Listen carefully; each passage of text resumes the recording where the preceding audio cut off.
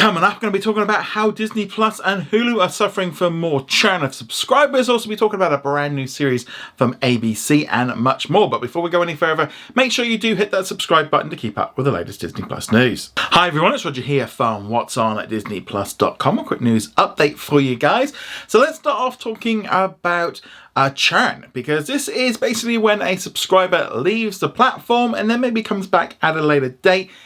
And Disney Plus and Hulu, along with most other streaming services right now in the United States, including Max and Stars, except for Netflix. They seem to be doing all right.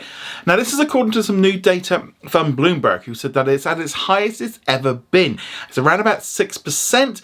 It is actually way up on what it was years ago, just as more and more people are churning. Now, this is kind of, I wouldn't say it was a huge surprise. I think especially with Disney Plus and Hulu's price rises and all of the other ones there. I mean, every streaming service has been putting up their prices. There is some sticker shock, you know, especially with the recent emails with Disney Plus and Hulu with the annual subscriptions going up and the monthly prices.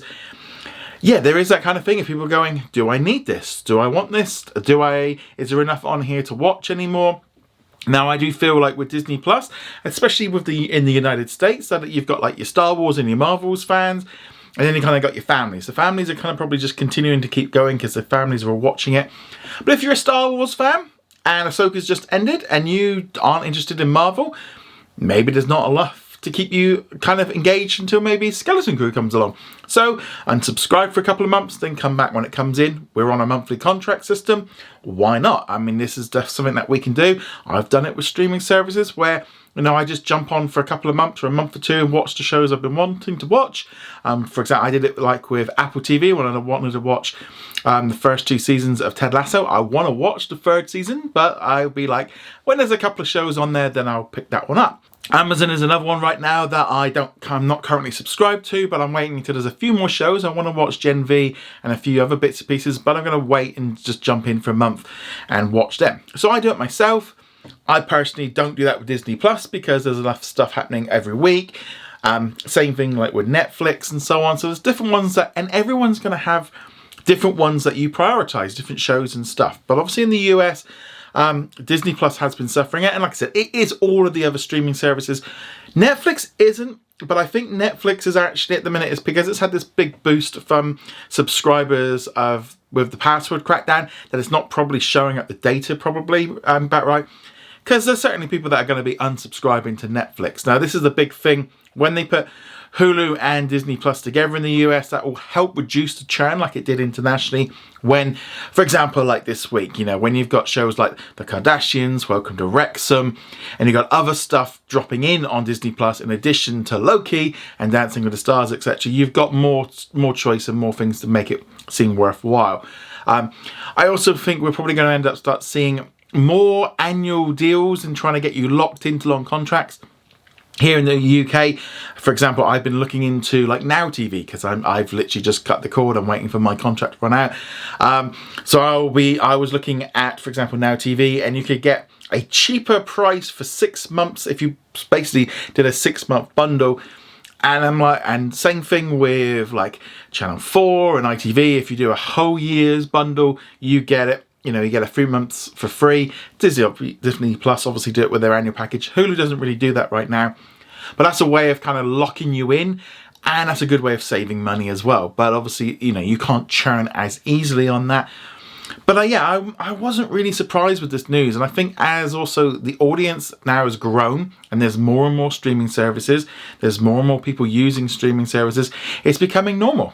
And you do have to go through your subscription services and go, do I need that? Do I not need this? Do I need that? And I've been doing it, like I said, in the last 6 months. I've got rid of Amazon. We've also, you know, we're getting rid of Sky. I even got rid of Xbox Game Pass when my annual subscription ran out because I was using my PlayStation Plus more. So it was like, which one do I need? I don't need both at the same time and I think that's definitely, I think everyone's in that. It's like with, I got YouTube Premium, so I then cancelled Spotify. You know, you got all these different things going on, trying to, you know, and if I know if I'm doing it, then everybody else is doing it as well because, you know, you talk to people and yeah, people can't subscribe to everything and we are seeing that consolidation. And I think as we come down to having more subscription services that are more focused and sort of have a bigger general theme, you might be like, okay, well, I have like Disney Plus and I have Netflix and I have Max, and those are my 3 core ones that I keep all the time. And then something comes up on Apple TV or Paramount Plus, but I don't think Paramount Plus is going to be around for too much longer either. You know, and all these other little smaller ones, you're much more likely to churn. I know I think we did it a while ago with Stars, where my wife just wanted to watch Outlander.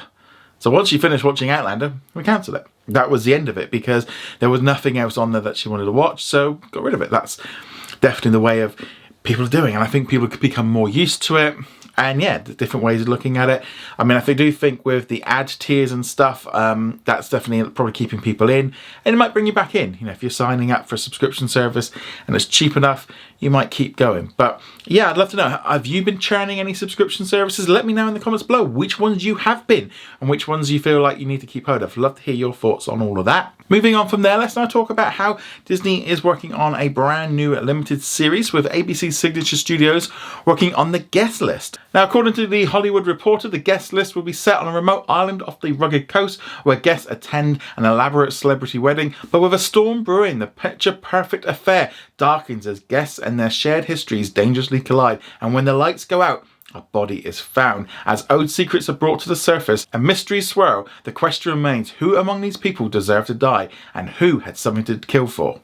The new limited series is being created by Liz Tigra, who has previously worked on Little Lies Everywhere and Tiny Beautiful Things. Obviously, with this series being created by ABC Signature Studios, suspect it will be arriving internationally as a Star original when it gets made. Obviously, until all these strikes and stuff are over, that's not going to be happening anytime soon. But let us know, is this a series that you might be interested in? Let me know in the comments below. We've also got a quick update now on Moving, which has obviously been a huge hit. It's a Disney Plus original from Korea. It's been showing on Hulu in the United States. This series has been massive. It has brought in lots of subscribers in Korea. It is one of the most popular shows in the country, even beating out Marvel and Star Wars. It has been a huge hit globally. And now in December, they're going to be bringing an English dubbed version of the series onto platforms, which I'll be honest, this is when I check it out. As much as I know a lot of people like subtitles, I'm kind of lazy with this kind of thing. This is the kind of thing I'd have, you know, if I'm looking at my phone and just kind of chilling out. I don't really want to read it. And I think especially with like superhero stuff, I want to be able to see the stuff going on. So I'm looking forward to checking out Moving when it drops in December. No word yet. I suspect it's going to be a global thing. But yeah, you're looking forward to watching a dubbed version of Moving. Love to hear your thoughts on that in the comments below. With it being Wednesday, let's talk about what's new on Disney Plus today. So last night in the US and Canada, we got a brand new episode of Dancing with the Stars. So that's obviously a big one there. If you enjoyed dancing, check that one out. I haven't been able to watch it because I've been watching the English version, Strictly Come Dancing. Also today in the United States, we got some new episodes from the 4th season of Big City Greens. There was lots of international originals released on Disney Plus around the world, with some new ones including an Italian series called Lions of Sicily.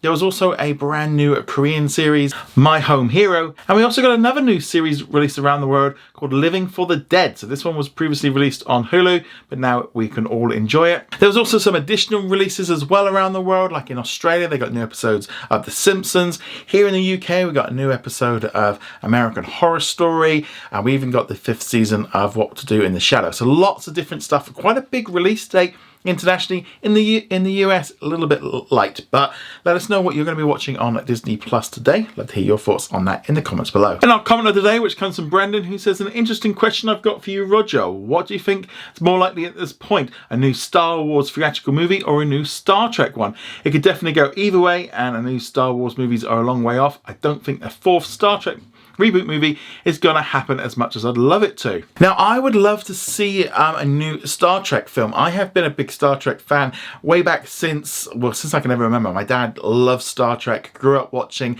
Next Generation and Deep Space Nine and Voyager and all that stuff after school, and just, yeah, really enjoyed the movies. I actually really enjoyed those 3 movies, the recent rebooted version, so I'd love to see more of that. I think at the minute they definitely feel like Star Trek has gone back into being like TV mode, which is really kind of where it's kind of should be, I think. I don't think the movies has really ever hit that point where it deserves the budgets, and it's never going to that next big level that Star Wars has. I think it's going to be a few years until we get Star Wars movies, but I definitely feel much more likely to get Star Wars movies before anything Star Trek. I think they've been doing all the different shows and stuff. And Star Trek just hasn't really been able to kind of get into that next level, I don't think, recently. But I'd love to know your thoughts on this. Would you like to see a new Star Trek movie, or do you think you're going to get a Star Wars one first? I'd love to hear your thoughts.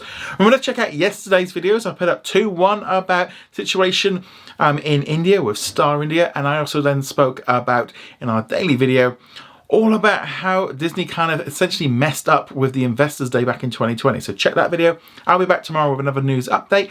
And on that note, guys, thank you very much. See you guys soon. Laters.